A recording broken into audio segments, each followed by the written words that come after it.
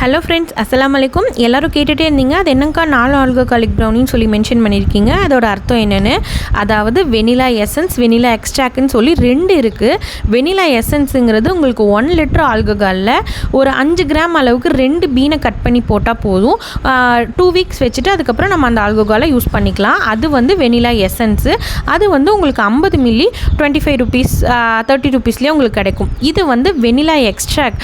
இது வந்து அந்த பீனை கட் பண்ணி உள்ளே அந்த ஜெல்லியை எடுத்து அப்படியே நமக்கு எக்ஸ்ட்ராக்ட் பண்ணி தராங்க.